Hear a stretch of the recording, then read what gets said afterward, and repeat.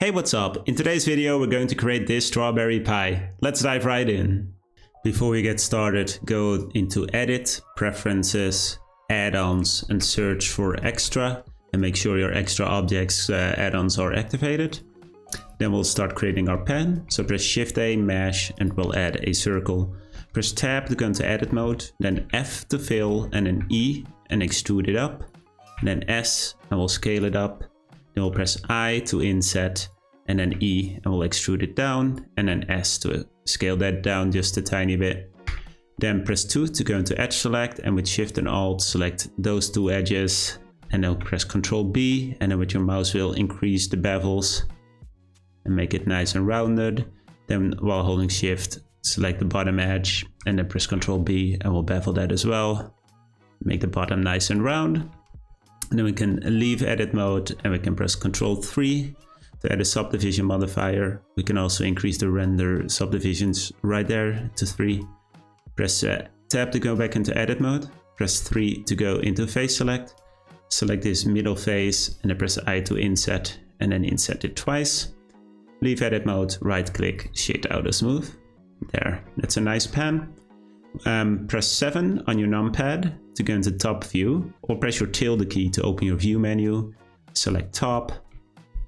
Then we'll press Shift A, Mesh, it will add a plane. Press G and X, and we'll move it to the side. Go into edit mode, and we'll scale it down. And then we'll scale it up a tiny bit on the X-axis. Press Ctrl R to add a loop cut, and move it a tiny bit to the left. Press 3 to go into face select. Select this face right here, press G and Z. Move it up a tiny bit. Press A to select all, E, and then Z twice, so we're extruding it up in the Z axis. Then leave edit mode, and then press Ctrl 3 to add a subdivision modifier, increase the render subdivisions as well. And then we'll press tab to go back into edit mode. With Ctrl R, we'll add a horizontal loop cut, and with Ctrl R, we'll add a loop cut right there. Move it to the left. Then you can leave edit mode, right click, shade auto smooth. Press 1 on your numpad to go into front view, or go through your view menu, select front, and then we can just place it into our pen. And now I can see that mine is a tiny bit too big. So then I can just like adjust the size a bit, make sure it fits in there.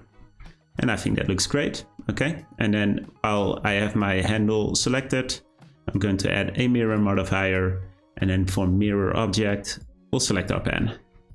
There we go. Okay. Then we'll start adding the crust. So select the pen, edit mode, press 2 to go into edge select, and then select the loop right there, or any other loop around this circle is fine. And then press Shift D and Z to duplicate it. And then we'll press P to separate it, and we'll separate it by selection. And we can leave edit mode, and then now our loop here is an own object. So then we can decrease our subdivisions for now to 2, and then we'll add a skin modifier. And then we'll move our skin modifier above our subdivision modifier. So now we'll have a nice circle. So we'll go into edit mode, press A to select all, and then press Ctrl A, and we can make the crust thinner. And then I think I'm gonna have it maybe something like that. I'll press G and Z to move it down. And then here I see like I can make it maybe a tiny bit thicker. That will look nice. You can even like scale it up a tiny bit. You can really play around with the sizing. But I think this looks pretty good for me. Maybe I move it up a tiny bit. Then I'll go back into edit mode, and then go into top view by pressing 7 or going through my view menu. I'll press Z and then toggle X-ray, and then press 1 on your keyboard to go into vert select. And then I'll select these two verts, and then while holding Shift, I'll select those two as well. And then I'll press O to activate proportional editing. And then with G and Z, I can kind of slowly move them up a tiny bit, and I can like increase or decrease the sizing of it with my mouse wheel. And just a tiny bit to have a nice like rounding, nice curve in the crust. And then we can just like press Z to toggle X-ray again, leave edit mode, and then press G and Z and move it down. There, I think that looks pretty great. Maybe I'll press O to deactivate proportional editing, maybe I'm gonna scale it down just a tiny bit. Maybe make the crust a bit thicker. You can really just play around with it and make it exactly the way you want it here. Then we're going to go to our skin modifier, click on the drop down menu and press apply. I'm going to increase our subdivisions as well to 3 now. And then I'm gonna shade auto smooth. And there's our crust. Okay, now we'll start adding our glaze and the cream. This is where we'll add the extra objects. So press Shift A, Mesh, Extras, and add a simple star. Press G and Z, move it up. And then we can go into face select by pressing 3. And then we'll select the top faces. Press G and Z, I'm going to move that up a tiny bit. Press Ctrl R. And then maybe add 4 loop cuts. You can increase the amount of loop cuts with your mouse wheel. And then we'll press O to activate proportional editing again. And then we'll select our top faces. So go into face select, select the top faces. And then we can press S and scale them down. And then kind of make like a creamy look to it. And then press R and Z and we'll rotate it around. There, I think that is enough. And then now press 1 to go into vert select. And I'm going to select all these inner verts just by holding Shift. Then press O to deactivate proportional editing. 7 on your numpad to go into top view. And then press S and Shift Z. And then I'm going to scale it up to kind of make it roundish, so it will fit nicely. And then we'll press Ctrl 3 to add a subdivision modifier, increase the render subdivisions as well. And then we can right click, shade smooth, and now we can move it down. And then we'll go into top view and then press A, and then we'll scale it so it covers it. There. And that looks absolutely amazing. Okay, then we'll make a quick strawberry. So I'll press Shift A, Mesh, add a cube. We'll press G and Z to move it up. Here we'll press Ctrl 3 to add a subdivision modifier, and then we'll apply this modifier. Go into front view, press O to activate proportional editing. And then now we'll select the bottom vert, and then we'll move that down. Need to have proportional editing. And we can move that down a tiny bit, and we'll kind of try and create the shape of a strawberry a tiny bit. There. And then this top needs to go down a bit. There, maybe make this a tiny bit longer. There, I think that will do. I'm gonna leave edit mode, and now I'm gonna add a decimate modifier. And then we'll click on subdivide iterations 1, and then we'll apply it.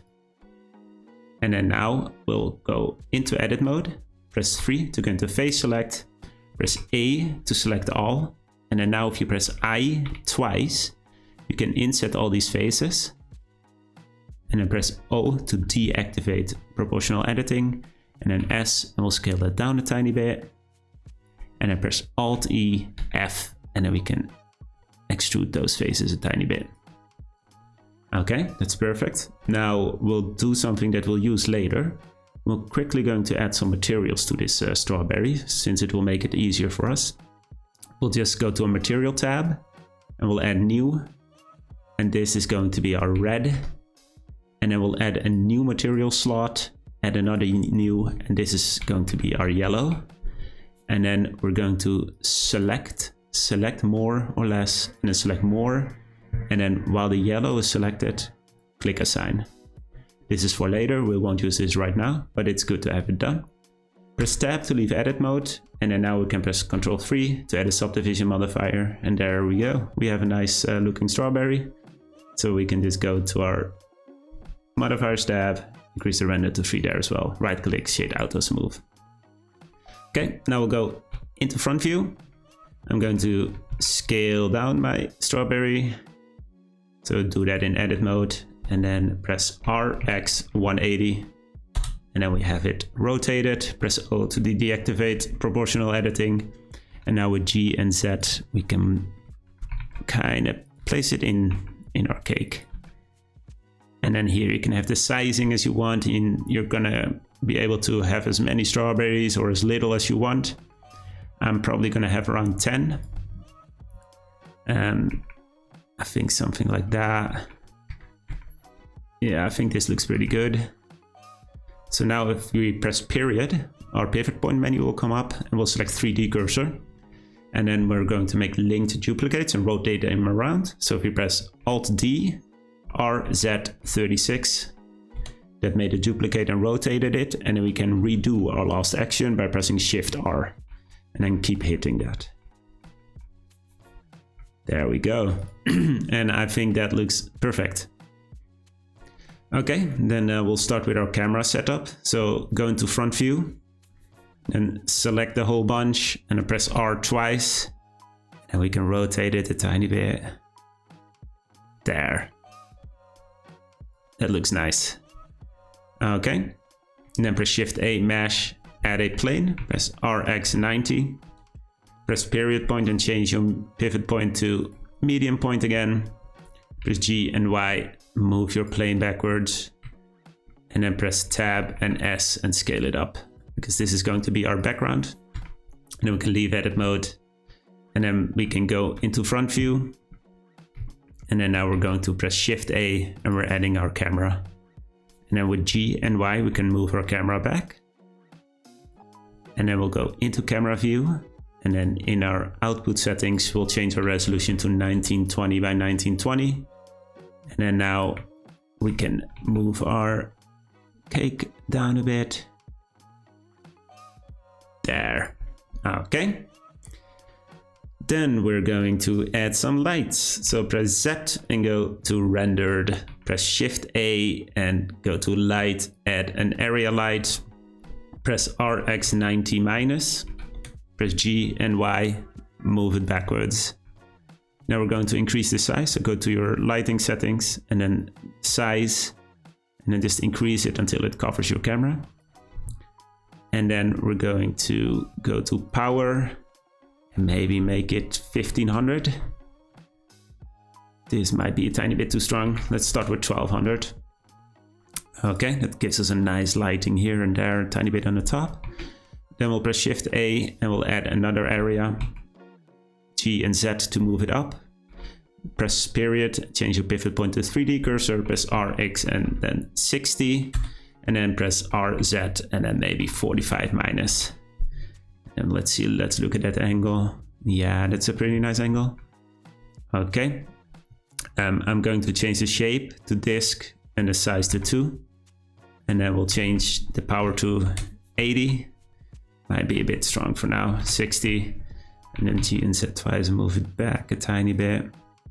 And that will do for now. And then press Shift D, RZ 120. Okay, there we go. And then I'm going to want to have this light a tiny bit weaker. So I'm going to move it back a bit. That you can move it like this with pressing G and then Z twice, and you can move it back just a tiny bit. Just to have the light from the left a bit stronger. Perfect, okay. We can press Shift A, light, add another area light, press RX90, press G and Y and move it towards your background. And then we'll change the shape to disk, which is the size to 2, and then maybe the power to 2000. This will create our light for our background. And then maybe move that back, and it's way too strong, I saw. 1500 maybe. You really just kind of have to play around with this power here. Let's start with 750. And then I'm also going to increase this one to 80. Okay, let's start like this. We can always change this later. Now we're going to add some materials. So we'll select our background, go to the material tab, add a new, we can call our material background. And then we're just going to give that a simple color. Go to hex, and then that color is E7BDE4. And then for our pan, you can select the pan, add a new, maybe call it pan. Our base color is going to be 434343. And then we're changing the specular to a 1, and then the roughness to 0.8. There. And then I'm going to select the handle, then shift click, select the pan, press Ctrl L, and then link materials. So then we have the same materials there. Then now I'm going to our shading tab, and then in here we can go into camera view, and then we're going to add some materials here to our crust. We'll start there, add a new material. We'll call this one crust, and then we're going to add a few nodes. Press Shift A here, and then press search, and add a noise texture. And then press Shift A and add an ambient occlusion. And then Shift A and add a color ramp. And then connect these to each other. And then your color ramp goes into your base color. Now we're just going to change the colors of our color ramp here. We'll change the black to 8B533A. And then we'll change our white to FFB06F. There. And that gives us a nice texture on our crust. Then we'll go and do our strawberries. So this is where we already created some materials before. So if we just we'll start with the red one. If we select the red, then we're going to add some nodes. So press Shift A, search, and add an ambient occlusion. And then we'll add a color ramp. And then we'll connect those, and then color ramp goes into base color. And then for our colors, we'll start with a dark color, which is going to be 490B00. And then I'm also going to change the position to maybe 0.4. And then for our white color, I'm going to change it to FF55D3. There. Okay, and then to get a bit of a better view of this, I'm going to go to my render settings, change my render engine to cycles, device to GPU compute, and I'll change my viewport samples to 128, render samples to 512, and then here I'll go into rendered view. This will give me a tiny bit of a better look of what my nodes are doing. And then here I see that the shade is looking really nice. And we can make it a tiny bit less, maybe to 0.35 or something. Okay, then go to the material tab, we'll select our yellow, and then we're also going to add an ambient occlusion here. And then of course we'll add a color ramp, connect those to each other. And then color ramp goes into the base color. And then we're going to do the same with the colors here. We'll add a color to our dark, which is A34335. And then we'll change the white to FF9560. Just a very soft orangey yellow color. Okay, then for the cream, we'll add a new material, call it cream. And then we're just going to change our roughness to 0.3. Perfect. Then we can go back to our layout. And then I just want to go to our world tab, change our world color to 863A53. Just like that. I do think that we can kind of make our make this color pop a tiny bit more. I'm just gonna go back into our shading tab, kind of make this a tiny bit more yellow. And then if I go to render settings here, color management, and we change our look to medium high contrast. There we need to go here to our yellow, changing the wrong color. There, just make it a tiny bit lighter. My color is FFE489. Okay, and then all you have to do is render. Thank you for joining me. If you have any questions or requests, drop them in the comment section below. I'd love to see your results, so tag me on Instagram. If you enjoyed this tutorial, feel free to like and subscribe. See you soon.